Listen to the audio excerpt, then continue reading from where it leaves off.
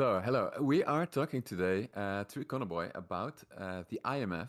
Welcome, Econoboy. And the way that I figured I do it is that I'm talking to Econoboy for roughly an hour or so about his latest ventures into the debate world on YouTube and some controversies about the IMF that came about in those debates.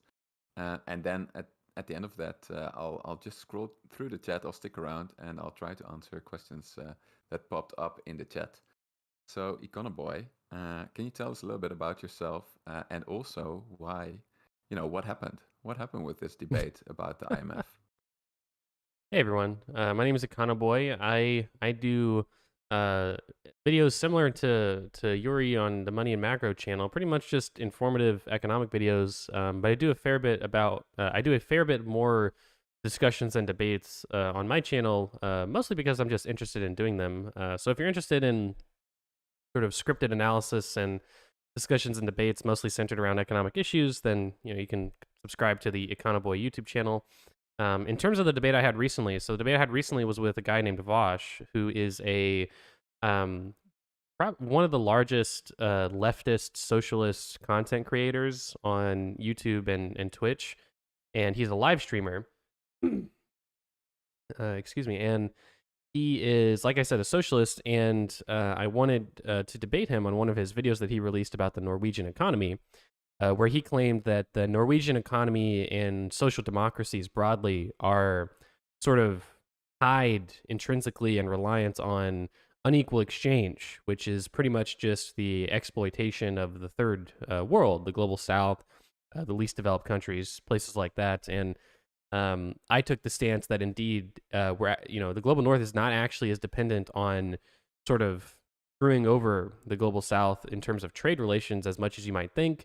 And part of this discussion was maybe about one third of it was about the IMF and sort of Vosh and socialists a lot of time sort of postulate the idea that the IMF and the CIA and the U.S. military and the World Bank, these institutions serve neo-colonialism, imperialism, economic imperialism, I should say, and ultimately serve transitively, in part or directly, depending on who you're talking to stifle socialist governance, social programs and things that would help ordinary people in favor of liberalization and capitalism to a certain extent. Vosh took the stance that this was more transitive, so they're ideologically motivated to liberalize markets as much as possible and end sort of state involvement in the economy as much as possible.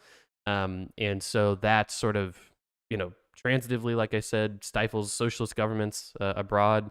And that was part of his argument for how these, sort of global north nations prevent the sustainable development of global south nations. I feel like that's as strong a I feel like that's as reasonable a summary of his argument as I could. And I took the position Yeah. that the IMF was really more of just a bank, not necessarily an institution tasked with ending good, development of the global South nations. More just a lending institution tasked with getting its money back on its loan. And then Yuri reached out to me, basically saying that you're both kind of right and kind of wrong. And so I'm here now to learn a little bit, and it should be fun. Yeah, thanks. Yeah, so this was exactly. So I was watching this discussion between the two of you, and sort of it's just something because I teach about the history of the IMF a little bit at my university, and it's just something that I really often come across. And I think it's such a shame that there are these two worlds existing.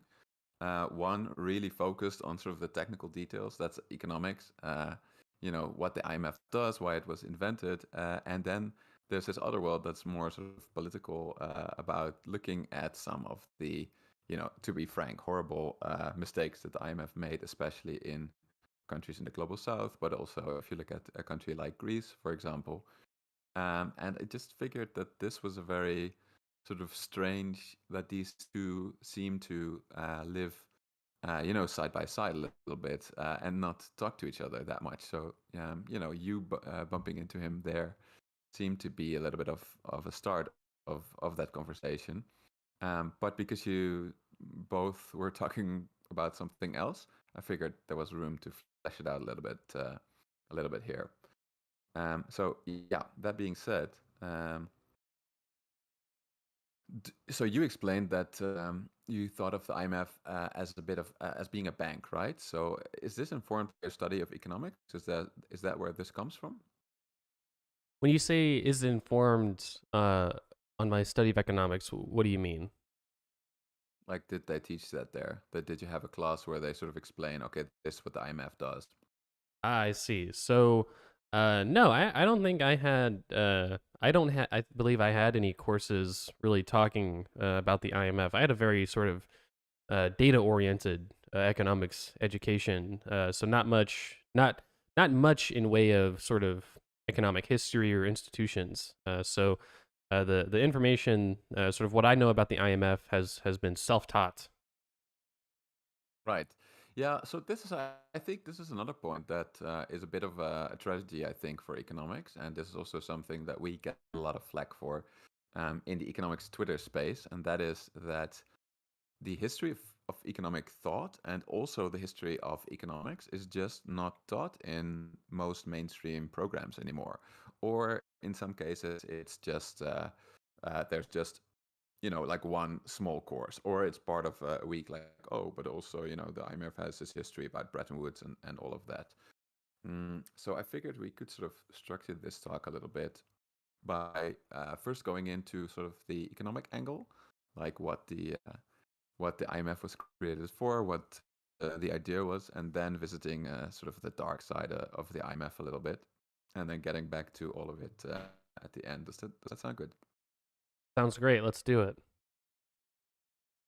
Yeah, so this is also great for me because I'm gonna teach this course actually next semester called Global Finance and Growth at the University of Groningen. So this is a little bit of There we go. a I'll be your practice first run for me. student.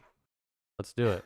Exactly, along with the chat, which I am keeping an eye on. Where there are already some passionate talk. There's already some passionate talk about a criminal paramilitary organization. I Uh, saw that. Yeah. but that's not how it started out.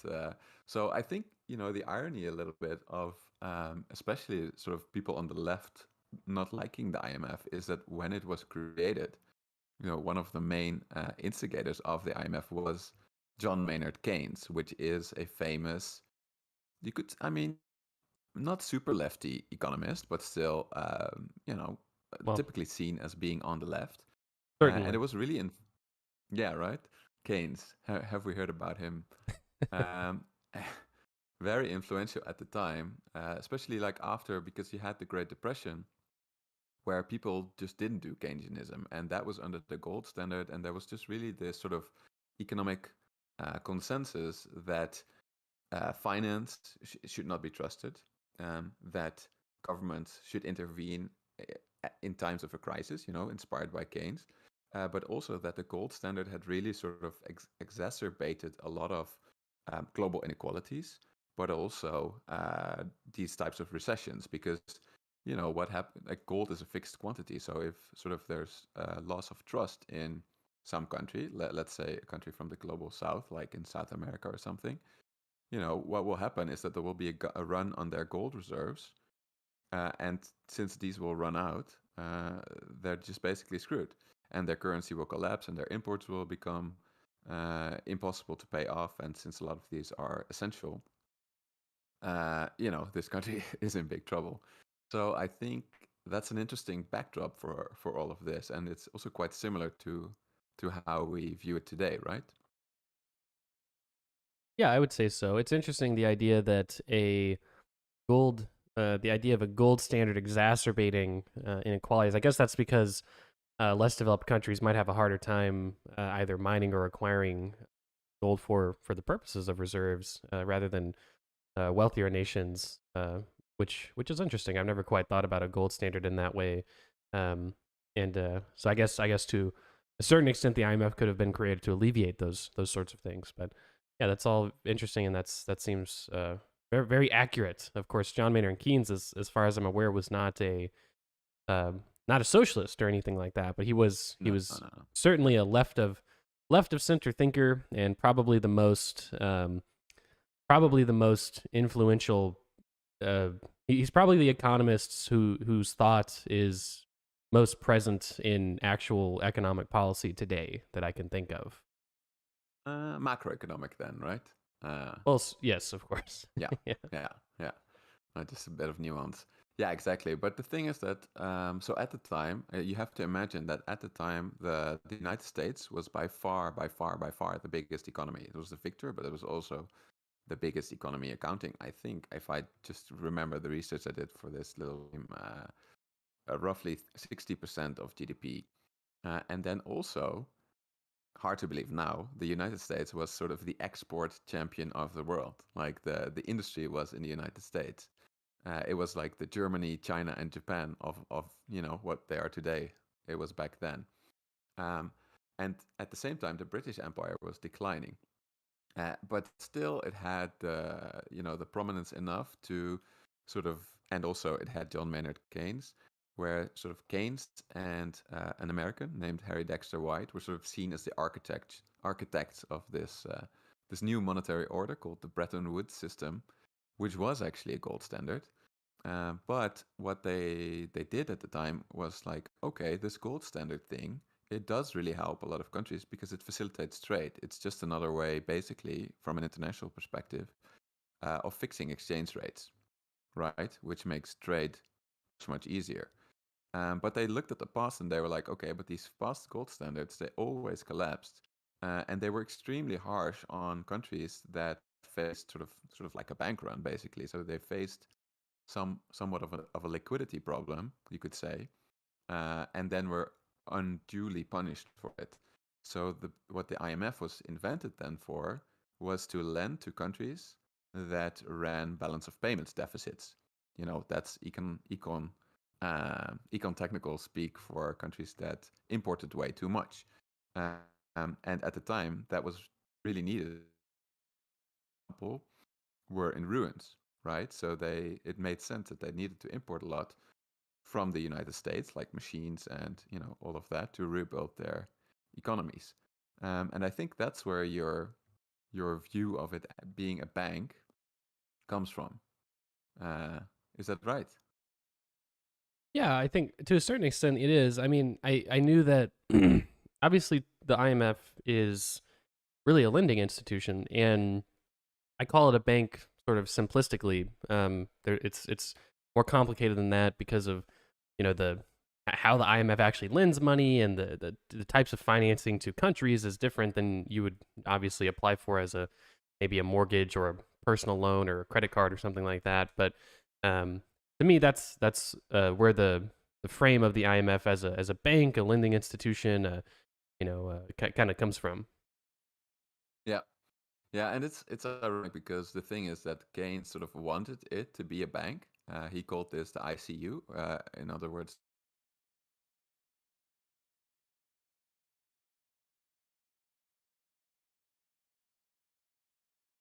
about this. I'm not sure uh, exactly on the history of that, but even if he was a communist spy, then you could say that the socialists definitely had some input in the in the IMF. But I'm not going to confirm it because I'm not sure if that's true. Even though I heard of it, and they created sort of the IMF as a fund instead, whereas Keynes wanted to be a bank, and that's very important also for people sort of watching my channel, that banks create money. So what Keynes had in mind is that the IMF could sort of create money and sort of expand and contract liquidity based on the needs of the global economy. But that didn't happen. And so instead, it became a fund. And that's why it's called an International Monetary Fund. And that means just that sort of the member countries put in a certain amount of gold and dollars, because the dollar was already sort of the main currency of Bretton Woods, just under gold, the only currency convertible into gold. And that's why it became a fund. And the implication of that was that it just didn't have a lot of financial firepower to lend. So it was not a very strong institution. But it did help. It did help countries like, for example, I think France was the first one to borrow from the IMF. And the weird thing is that these were just completely different times. Like international finance was was not very powerful at all, and countries borrowed from the IMF to finance imports. Whereas nowadays, countries borrow, that run a current account deficit, so they import too much. They borrow from the global banks. So actually, that's kind of it's, dare I say, almost a socialist vision of the international order, right? Like run by government institutions rather than private ones. Right. Okay. So you're well to a certain extent. So you're saying that right now, well, it sounds like you've said the same thing. So back in the day, people financed their imports through the IMF, and today they finance their current account deficit, which sounds sort of like the same thing, but maybe explain a little bit more. Oh yeah, yeah, yeah. No, so it's the same thing. Indeed, like back in the days, if you wanted to import something, like let's say your country in the Netherlands, right? And you wanted to import something from the USA, you needed dollars, right, to pay that US company. So what you would Right. then do is you would go to your central bank and ask for those dollars. And that's very different than from how it is today, right? Because if I want to buy, something from you, Econoboy, you know, you might come up with some merchandise to support your channel. I just go to a bank to a private bank to convert my euros to dollars, right? Okay. Yeah, so it was much more of a government system back in the day, but the problem was that it was just only suitable to sort of balance out these trade differences, but not yet. Like if a country got into trouble, it didn't have the firepower to basically save it. Okay. I mean that makes sense with the limitations. Yeah. And then I think because some people in the chat are also mentioning this, we have to get to SDRs. Have you heard about SDRs before? I have, yeah. I mean, I made a video about the IMF, and I looked into it for that video, and yeah, SDRs are an interesting. It's kind of an interesting name because really what it seems that SDRs are is it's almost the currency of the IMF, which is just a basket of other currencies, sort of standardized into single units. It's an interesting concept. Yeah, exactly, exactly. So it stands for special drawing rights. And as far as I know, it was sort of invented later at something called the Rio Agreements. So in Rio de Janeiro, I guess, in 1967. And this is sort of in a bit of an ironic twist when Keynes got his way, when the IMF did become like a bank because it then could create currency, namely SDRs. However, weirdly enough, if you go to the IMF website or something and look at their balance sheet, they aren't there. There are some SDRs that it holds, but not on its liability side, which is what you would expect from a bank. Like, for example, your Federal Reserve creates dollars, right? They are on the liability side of the Federal Reserve. But the SDRs are not on the liability side of the IMF, which I was actually a bit surprised by. But the sneaky trick that they're pulling is they're saying, these are not claims on the IMF. These are claims on the currencies of the members of the IMF. And supposedly they can sort of trade these for actual real world currencies like the dollar, yen, Chinese renminbi. Uh, but it's voluntary. Right. Uh, yeah, That's an yeah. interesting workaround. Sure, sure. Yeah, it's a bit sneaky. They are. I mean, to be honest, I think that should just be on the balance sheet of the IMF because they say, well, it's not a claim of the IMF, but dollars from the Federal Reserve. You can't do anything with them at the Federal Reserve either, right? You can't exchange them for gold or whatever. Yeah, exactly. Kind of odd, for sure. Yeah. So I think that's just a bit of the technical details. But then so that's when sort of the IMF did become a bank in a way, and it could create money, and that's what the SDRs came in. And that gave the IMF a lot more flexibility to step in as a lender of last resort. But the thing is, when the IMF was started, it could make loans to countries, but it was actually very uncommon for them to say to a country, you have to do this, you have to do this austerity, for example. You have to cut government spending, and then you can get our money.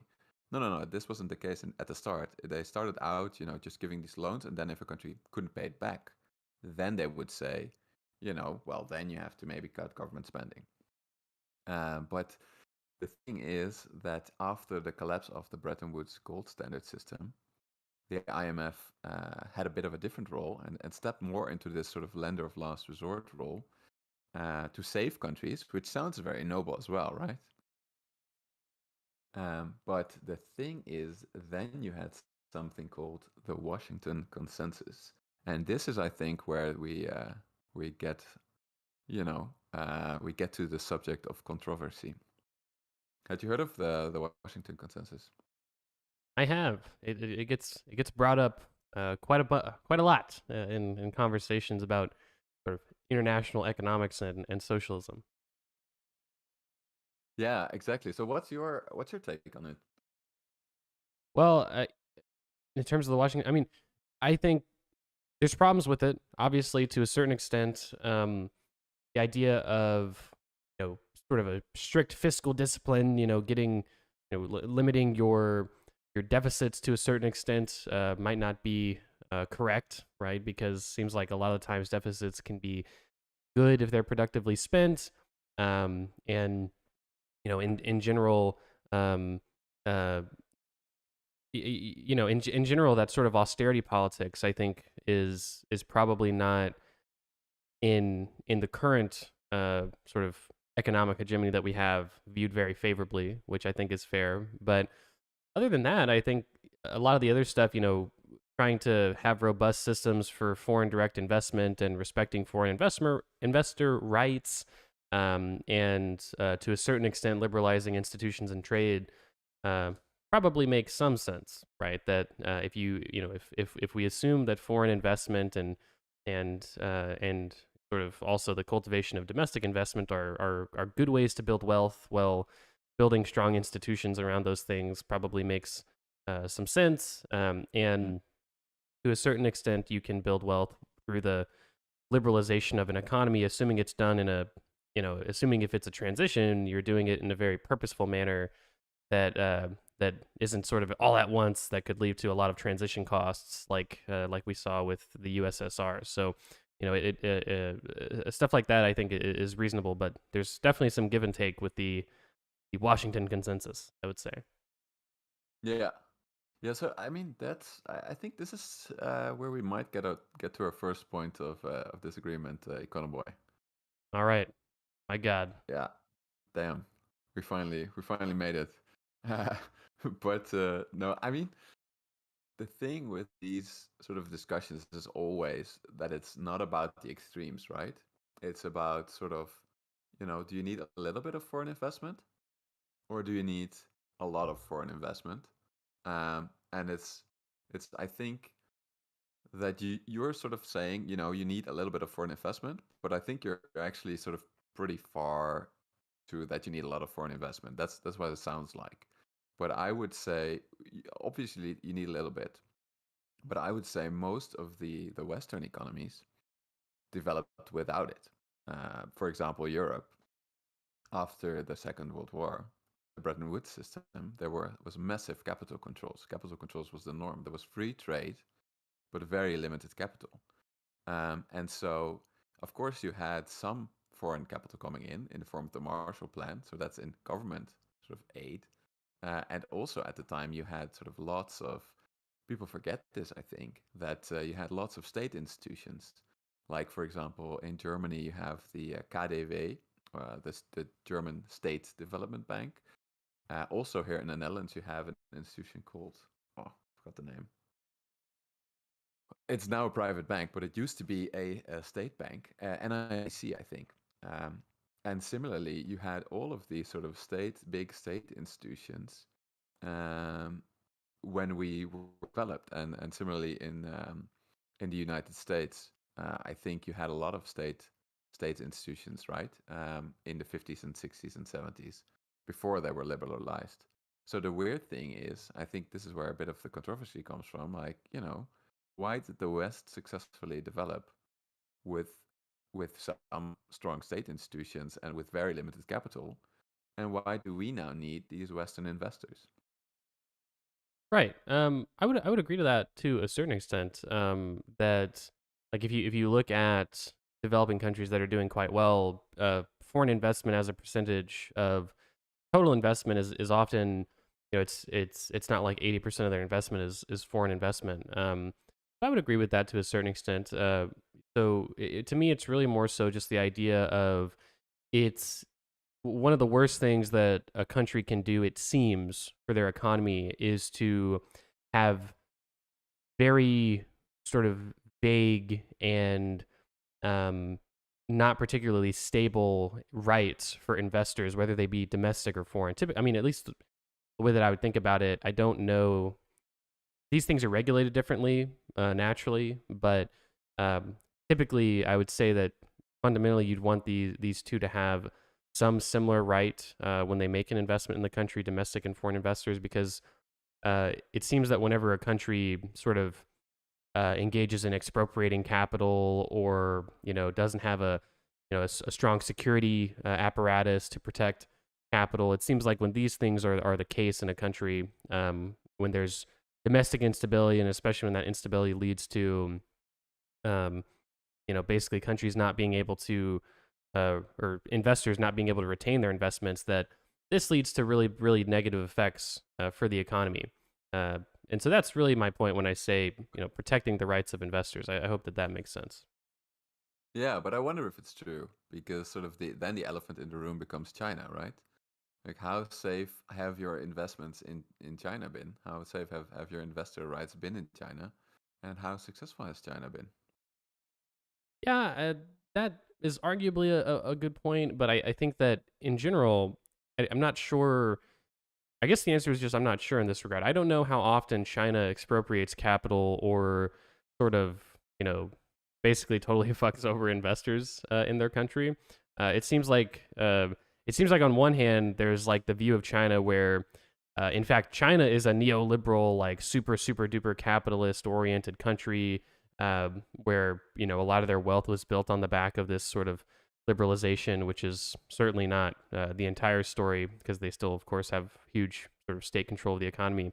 But then on the other hand, you've got this view of China where no, it's still a socialist sort of communist society, and there's a lot of controls and everything like that, and it's not a safe investment. And so I would need to look into that a bit more. And that's not to mention that obviously you've got other countries that seem to liberalize quite heavily and do quite badly, but then others that did the same and seemed to do seem to do well enough. So it's it's So it's it's what are the success stories then from this massive liberalization? Countries that well, liberalized before they developed, right? Not after. yeah. So some people look at the Asian tigers, for instance. So the Asian tigers, to be fair, had heavy state involvement in the economy, but when it comes to trade, it seemed like they were very outward facing, and they were Mm. sort of eager to get that investment. And it seems like today a lot of those But that's economies. different, right? Those are two different things, Econoboy. No, being trade outward facing, that's a different thing than being eager to get that foreign investment. Is I think what you're implying. Sure. So when I say someone is sort of outward facing and looking for that foreign investment, to a certain extent, that's related to their trade liberalization. That's what I would say, right? But you're saying that indeed you can be outward facing in trade, but not necessarily care about foreign investment. Maybe explain the difference to me. Yeah. So the thing is, okay, I think that we need to make a distinction between, like, do you need foreign investment for development? Then I think you need to make a distinction between, do you need foreign currencies? Because I think, like, in theory, every country can develop with their own investment through the banking system, creating credit and activating sort of capacity that's not being used. But of course, that's not the whole story, because you do typically need quite a bit of foreign currency to to get started, to, like, if you want to build a chip industry, you're gonna need to buy some machines, and they're not typically made in a developing country, right? But and then there are a couple of ways to make that foreign currency, and I think the IMF has really been pushing since the 80s, sort of the view that you need investment from abroad first, and then you can develop that, those industries. You can use that foreign currency to develop those industries. But the experience of the Asian tigers and also of Europe and also of Japan, for example, has very much been that they had this export-oriented growth model where they got foreign currency by exporting first simple products. So they started sort of low in the value chain and then moved up. And that's very different because it becomes a question of control then, right? Like who controls your factories? Uh, is it foreign investors, or is it you earn it through exports mostly? Of course, this is never in extremes. And then you build those factories yourself, or more what I think was the most common approach very often also in China, like a cap on foreign ownership of 49%, for example, right? Of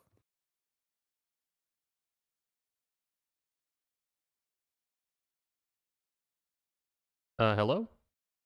yeah, can you still Oh, hear okay. me? No, I can. It sounded like you cut out, for example. Yeah, no, that makes sense. That makes a Ah, lot of sense. So, it sounds like from what you're saying, the Asian Tigers development certainly was trade oriented to a certain extent.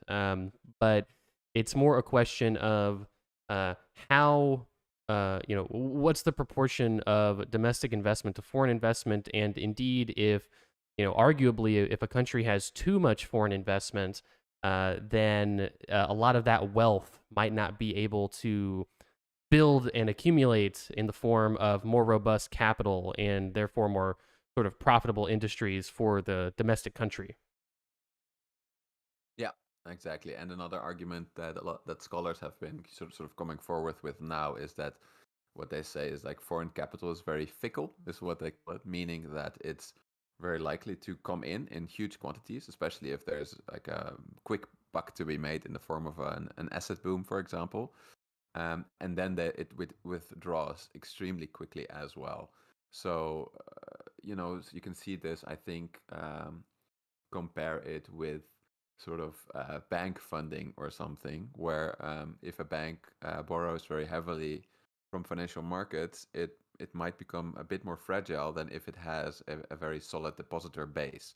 And I think for a country, you can look at it like that a little bit as well. That if they sort of try to get foreign currency through a solid export machine, that this is much more reliable than through foreign investment, which might sort of follow sort of asset booms and busts, and then just leave, and then you're in a currency crisis, and then just to get back to the IMF, you have to call in the IMF, and this is exactly what happened during the Asian financial crisis of 1997 for countries like Thailand and South Korea specifically. And there, I think they were both rescued by the IMF along with a couple of other countries, like the Philippines, for example. And there, I think you really see sort of where the IMF dogma went wrong, in the sense that in all of these countries, the IMF came in with its Washington Consensus ideas. You need fiscal discipline. You need to quit sort of fuel subsidies and all of that, which I do think makes sense. But also, you have to have flexible exchange rates. You cannot undervalue it anymore. You have to have trade liberalization further, uh, liberalization of investment, massive protection for foreign investors, all these state industries privatized, deregulation. And there, I think the view comes in like one, oh, maybe the IMF has been captured a little bit by the elite business or investor interest of Western investors, but also sort of more from an economic perspective, like that's a um, blanket advice that some of it makes no macroeconomic sense, and some of it only makes sense for certain countries. Like for example, at the time, South Korea was very developed already. So okay, maybe some of those state enterprises had become a bit bloated. Some liberalization had to be made sense there. But for example, for a country like Thailand, that didn't make sense. And then they both got the same advice. And I think that's just, trying to get back a little bit to our IMF discussion. That's where I think a lot of the criticism also came from. So one, some of the policy advice is just horrible, and two, blanket advice doesn't work for every country, and typically it works better for countries that are already developed.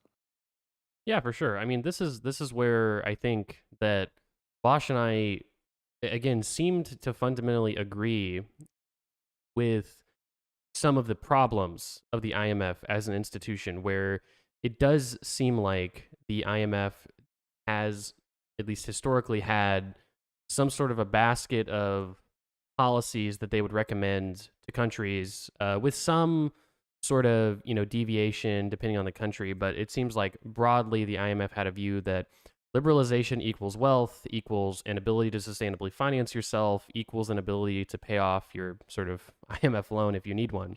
And it seems like what you're saying, what I would agree with, and what perhaps the most modern economic thinkers might say is that um, this is not this is not a one size fits all thing, and even liberalization in and of itself might not necessarily build the kind of sustainable wealth model that you'd want if you're a developing country. And it's interesting. I've never thought about the idea of sort of arguably to a certain extent, foreign investor rights don't necessarily just mean you won't expropriate their capital, which is kind of how I viewed it, but it might also mean how much access you give foreign investors. Maybe you only give them 20% access to your markets, and maybe that 20% is super duper solid. Like you're not going to just steal their 20%, but it might only be 20%. So that's maybe where the sort of capital controls come in to help domestically build wealth, which doesn't really jive with the IMF and sort of their view of development, at least their view of development for quite some time. Yeah. Yeah, exactly. And I think then also sort of one pain point that came in from all of this is that for example, if we skip ahead in time a little bit and go to Greece, that not only did these policies sort of work very counterproductively, it was also that it was felt as being sort of implemented in a very humiliating way.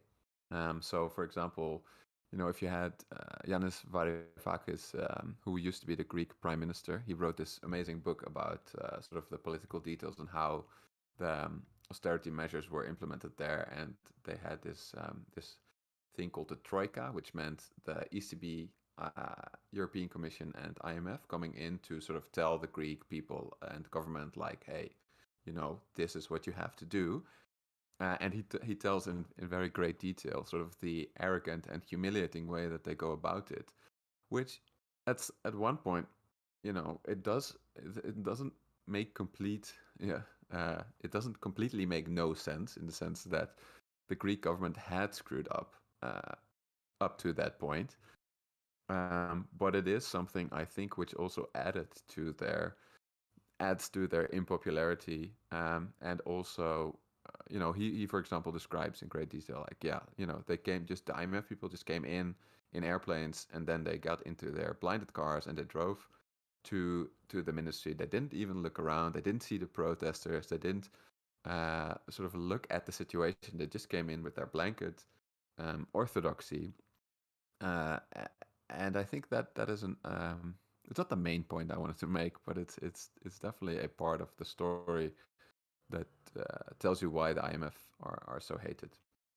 Yeah, for sure. I mean, I made in my IMF video, I made a meme, and it was um it was the kid crying on the bench that was saying, it's just that I really wanted to hate the IMF, and then I come in and say, you still can, right? You can certainly still criticize the IMF for a lot of things, for a lot of reasons. But I think that I think that the more conspiratorial view of the IMF is kind of where I have an issue with, because if only for the reason I say in the video that it makes it harder to solve those issues, right? If you have there's if you feel like there's problems in the government for how the government serves ordinary people, it's one thing to say, oh, I feel like donors have an outsized influence, and I feel like if we engaged in more sort of higher taxes on rich people and stuff like that, we could make some positive change, but we have to address the donors, right? It's one thing to believe that, and it's another thing to believe that um, there's a cabal of child bloodletting pedophiles that run the government and are simply puppeting everything. It's like, okay, well, you're on such a level of conspiracy that it's almost so conspiratorial it would be impossible to solve these issues, right? And similarly with the IMF, I think there's a lot of real criticism and real reform that the IMF should, either has done or should do in the future. And it seems that the more conspiratorial view, it's almost as if there's no way to solve these issues other than getting rid of the IMF and instituting sort of a global sort of socialist movement or revolution, or trying to institute frameworks where the global south can be autonomous with the global north, stuff like that. And I think that's where I have a problem with that thinking, because it seems that it wouldn't be the most effective at actually solving the issues that we might agree on. Yeah. No, no, no, for sure. I mean, I think that that goes way overboard, and it also goes into an issue that I discussed on my Q&A last time, where people sort of asked me what I thought about neoliberal reforms in Japan around the 80s, and that famous economist Richard Werner believed to be sort of a big neoliberal conspiracy. Whereas I see there much more sort of the thinking of the time. Like this was just how economists thought at that time. It um, I think there is a lot of writing about how stuff was pushed by specific interests, but that doesn't take away from the fact that I think the Washington consensus was a consensus also among many people that were not directly funded by special interests, because it was just aligned with economic thinking at the time, and also some of the horrible models that us economists produced back then. But actually, the thing I wanted to get into next is something that is hotly debated in the chat section, All and I right. think we didn't discuss enough, and that is, sticking Let's with Greece. you ready to lose some fans? Let's lose some fans. Ah, no, yeah, I'm actually gonna agree with them, Connor boy. So Oh my I'll, god. I'll let you take the hit then. All No, right, but I'm I preparing think we should myself. acknowledge that you know the Greek government had borrowed too much. I think most people agree about that. Sure. But the problem with then the IMF, ECB, and European Commission approach was, and this is the approach that the IMF had for the longest time, is okay, you have to do austerity. But what they didn't say, or what they often don't say, is okay, what type of austerity do you have to do? And this is something that actually, in their credit, the IMF is pushing now, the research department is pushing now. And this is also a distinction I want to make, which is something that comes obviously to me as a researcher. The research department of the IMF, yeah, like if we're gonna do like a little bit of a scale of ethical supremacy, the research, being good here, research department is here these days. They are really pushing sort of very new ideas, but sort of the debt enforcement uh, department is just very conservative still of the IMF, because I looked into some of the recent cases and they just do the same stuff all over again, which they did in Greece, which is, cut government spending. But okay, what government spending should you cut? Because this is also something you read in Varoufakis' book. There were problems with massive tax evasion from very wealthy people in Greece. That was common knowledge. And the IMF talked about that, but then they ended up cutting pensions for the elderly, in general. They ended up cutting a lot of the sort of state salaries. And that is something where I think, they make the classic mistake of treating the government like a household, because, if you're in trouble, economy boy, sure, you have to cut spending, but your income remains the same. But if a government cuts spending, or at least if it cuts spending to people who actually spend that money back into the economy, then the economy just crashes. And at the same time as sort of tuning down that government spending, you're losing the tax base, if that makes sense, because the economy Yeah. is a circular system, right? No, for sure. I mean, that's just classic. That's just the classic explanation of why austerity is bad, right? That in time of fiscal difficulty for the people of a nation, uh, that's probably not the time to cut the support that you're giving those people because you can compound the problems that you're currently having. Yeah, yeah, exactly. And this is something I think the economics profession as a whole is moving more towards, and also the research department of the IMF. So I hope that they will change their ways. But I think this is like anybody can look at a chart of the Greek economy and compare it to countries where the IMF didn't swoop in with its great common sense advice.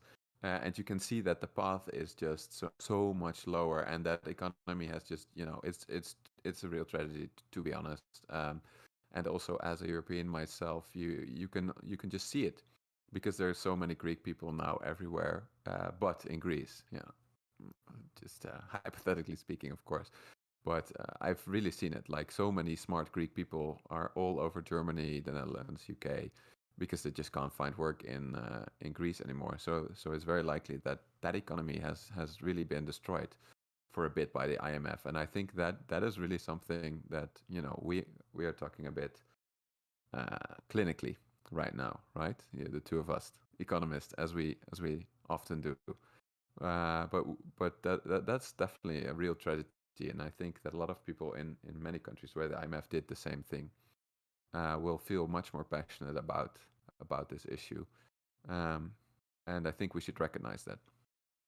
Yeah, What for do you sure. think? Obviously, no. I mean, of course. I mean, I say as much in my video about the IMF, which is that it is obviously understandable, especially from the perspective of the countries affected by the IMF, that you would have a more sort of vitriolic view of the dynamics of the IMF, right? That's totally understandable because whilst the framing of the IMF is just a lending institution, they're just a bank, they're just trying to sustainably finance countries, is quite technocratic, right? That doesn't make the people in those countries who had their pensions cut, their food stamps cut, their social assistance cut feel any better about it, right? And I say as much in my video on the IMF. And again, that's why certainly, uh, even when viewing the IMF as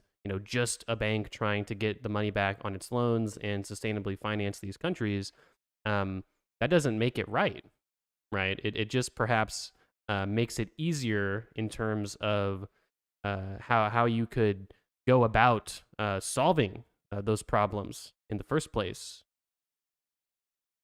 Yeah, but also it's very stupid as a bank. Like if you would even just view it as a bank, they also had to do three bailouts, right? Because it just didn't get any better. So even if you look at it as only a bank, it just it's a very stupid idea. Oh yeah, like at the same time, you're right. That doesn't exactly mean that the IMF is a good bank, right? I guess I should have made that clear in my video. It's not as if countries have only ever had, it's not as if all the countries who have had a run-in with the IMF have only had one run-in, right? That it certainly is you could say quite short-term minded, which might inform some of these policies as well. So yeah, you're totally right as well that there's perhaps a caveat to that framing in that perhaps they might just be a lending institution or a bank, but that certainly doesn't mean that they're good at doing the thing that a bank would do, which is get the money back on their loans and hopefully avoid any sort of emergency credit agreements in the future. Yeah, yeah, because money lending to a government is just different than money lending to an individual, right? Um, but I think I think we're very cordial, Econoboy. I mean, you have been discussing a lot these last few days. Am I being too friendly to you? Are you being too friendly to me? Interestingly, I was criticized. So the two big pieces of criticism for me in the debate, it seemed like most I don't, it's just the feedback I received on from Vosh's channel and from mine seemed to be mostly positive. But the two big criticisms I have received is one, when we spoke about the IMF, totally got lost in the weeds, and probably spoke past each other. And if I had a weak part in the debate, it was when speaking about the IMF. And uh, the second part was that I was too nice. That I should have been more harsh with Vosh and a bit more forceful. But Right. I guess that's ultimately that it's not that that's not my style. We've all had passionate debates, but I find it difficult when talking about such a technical subject in economics to be incredibly passionate and sort of in your face about it. We're talking about the IMF, for God's sakes. Now, if we're talking about maybe a $15 minimum wage or DACA recipients, or how the West treats Muslim immigrants or something, I could certainly get more passionate. But on such a dry topic, it can be it can be difficult to get too passionate, I suppose. But I think maybe your audience will say the same thing. You've been too nice to me, Yuri. You Yeah, gotta I'm rough me up getting a a little bit. recommendation from Antoine right now to call you a fascist. Yes. Well, I debated a fascist once actually. So maybe perhaps that was just a long play to pretend and hide my power level in the fascist world. So talking about fascism, shall we just round up our discussion about the IMF by quickly mentioning how they did during the pandemic response? Because I think that they have actually lent out rather forcefully, which is a very big break from before, right? And I think it's also something that you see in general during the pandemic, that even in Europe, which is known for its sort of fiscal conservatism, that a lot of there has been massive government spending. It is absolutely insane what has happened in the United States, but also in Europe. And then people were very much afraid, to a certain degree, rightly so, that this was much less in developing countries. This was true, I think. I've noticed this already in South Africa when I still lived there when the pandemic was in full force. That sort of the measures for companies in South Africa were much, much less generous than they were in the Netherlands. But here, the IMF really did step in, doing what they were supposed to do, namely being a lender of last resort in a very in a situation that is just totally not the fault of these countries. So what they did is they just did a lot of loans to many countries, among which South Africa. I think without a lot of the conditions that they usually do. So feel free to correct me in the chat if I'm wrong about that. But that's what I took away from it. And the second thing they did is that they created a lot of extra, getting back to that, SDRs. So they created a lot of extra money that's not on their balance sheet, but is money nonetheless. And what they did is they allocated all of this to the member countries in proportion to their share of the economy, which benefits deficit countries a lot more than surplus countries, because they sort of increased the pool of liquidity and gave everybody a little bit extra, meaning that countries that were importing more than they were exporting could continue that and wouldn't face this massive run on their currency that typically happens in a crisis, or is much more likely to happen in a crisis. And there, I'm actually quite surprised, and I think this might even show that the orthodoxy is also on the way out in the IMF. What do you think of that take? Yeah, honestly, this it would have been probably good for me to look. I honestly didn't expect to speak about the IMF with Vosh as much as we did.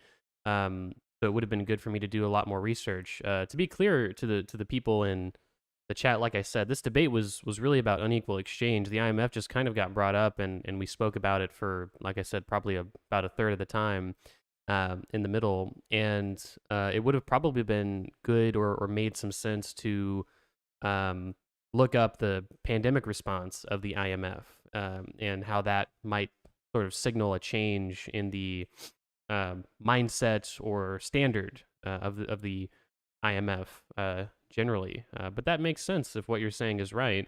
Um, and it certainly sounds like they perhaps have turned a leaf. This is the whole movie's been about the horrible, evil IMF, and then at the very end, the IMF has a change of heart, and that's how the movie ends. Perhaps that's the stage that we're on right now, but only time will tell, I guess.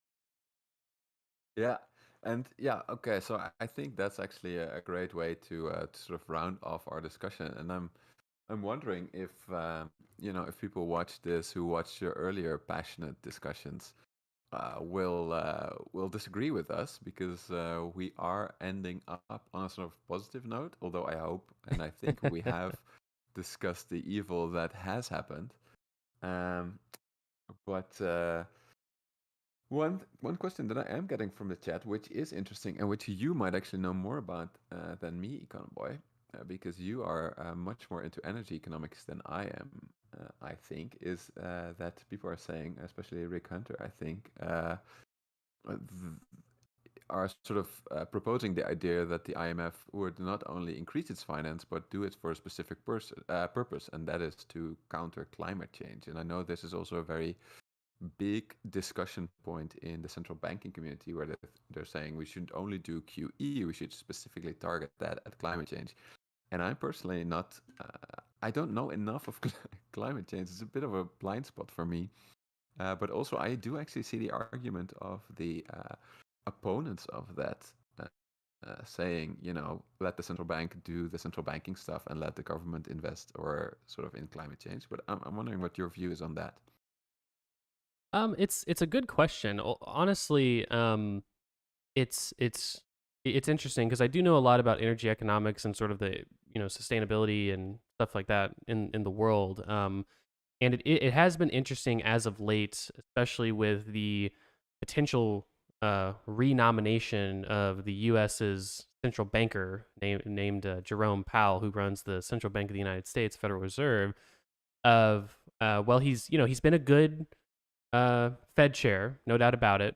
But has he done enough to help the fight against climate change, which is an interesting thing for a central banker to be tasked with? Like, how could they even do anything to help? And sort of the idea would be that I guess if you did quantitative easing, you would have sort of a bias towards if you bought corporate bonds, you might have a bias towards green energy companies, or you might not buy the bonds of included in your bond mix. You might not include fossil fuel companies or things like that, even if they're majors.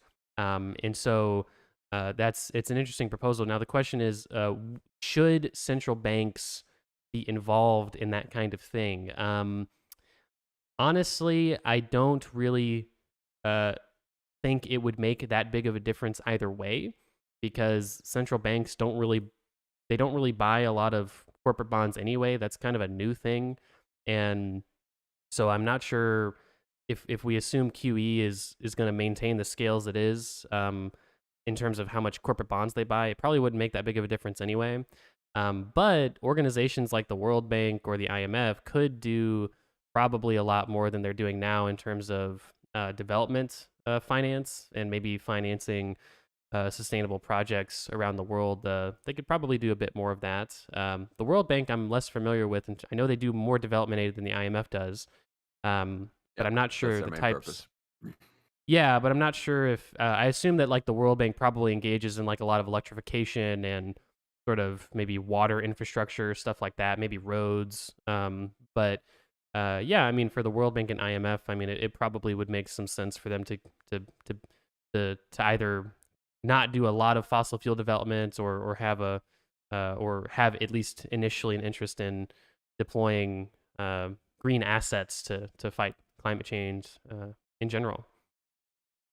Yeah, it's interesting. One criticism that I have read about this recently, but I haven't completed the paper yet. It's called, I think it's called the Wall Street Consensus, sort of a play on the Washington Consensus. I think you can find it on Google. It's actually open and free for everybody, but it's very technical.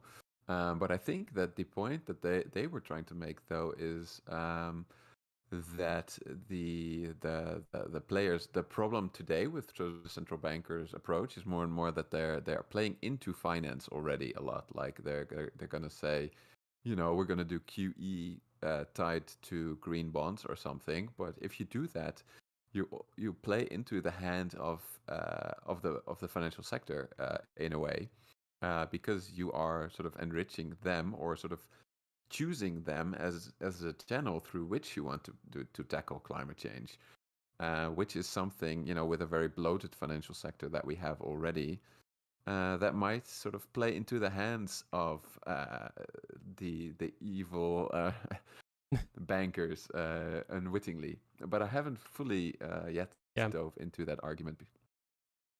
I mean, my thoughts on that would just be that um, climate change, no matter how it's tackled, if we're going to solve the issue, has to be tackled holistically, right? We can't leave anyone off the table when it comes to tackling climate change. And so, encouraging bankers and investors to make sustainable investment decisions, potentially by uh, the central bank buying those corporate bonds and lifting their values and getting more investment capital towards those sorts of initiatives, is not a bad thing, right? ESG investing, which I tried to speak to Vash a little bit about it, was, that's a good thing. It's a good thing when financial investors see green energy and sustainable development as profitable and as things that they can transition their money into and make a good return in a risk adjusted sense. And so,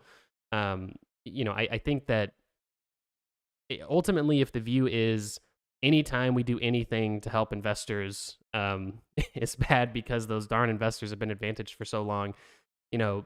To a certain extent, maybe that's true. I think broadly that's kind of an absolutist mindset that probably doesn't lead to the best policy making. But No, when I it think comes, it's more that, let's pick another channel. Let's not do it by enriching investors even further, but just do it ourselves, basically, right? Let's invest no, directly into it, that's into this fair, stuff. and I that think and that's that's sort of the point, and that's my point is that uh, you can do both at the same time. When it comes to climate change, which is such an existential threat to the world, um, like there's no greater threat to humanity than climate change, in my opinion. Um, it doesn't make sense to leave anyone outside the room when it comes to that solvency, and so encouraging investors by way of perhaps central bank policy to be fair, again, very marginal extent, not a great impact, but to some marginal extent, investing in those sorts of companies, I think would be part of the mix. Although to be fair to those people, we would probably agree that the fiscal side is certainly more impactful and needs to have a much bigger bite to this sort of an issue than any central banker is going to have, certainly. all right. But I think that was a very interesting sort of leeway into a future conversation that we might have once I have dove into this subject a bit further. But with that being said, I There we think go. we have fleshed out, hopefully, your discussion your arc of visiting different YouTube channels on development finance and the IMF. And we have, of course, covered the IMF a bit more here. Um, and let's see if we have been very insensitive and we'll get a lot of criticism for this, or have perhaps we've been too academic. But let's hope not. And otherwise we'll just take them on head on, of course, Econoboy. There we go. Well, the IMF is the IMF evil? It seems the final result is 40% yes, 60% no. So we appear to have had almost no aggregate impact on That's true. on the people's That's true. opinions, um, And I which think it also was reflects interesting. reflects our own feelings a little bit, right? Like, yeah, it has done very evil things, it has done very stupid things, but the purpose of the IMF is still very valuable. It was made with good intentions, and I think you also have to wonder what the alternative is, right? Because if you don't have an international organization doing it, one that's admittedly being influenced by business interests and biases, what's the alternative? Do you think a strong government that would be that the US, for example, is lending to countries directly? Do you think they would not come up with these sorts of conditions, or the EU or China? Exactly. Yeah. To a certain extent, that's But right. I yeah, mean, we even mentioned it that the Chinese lending is getting very similar criticisms to the IMF lending, um, which is interesting.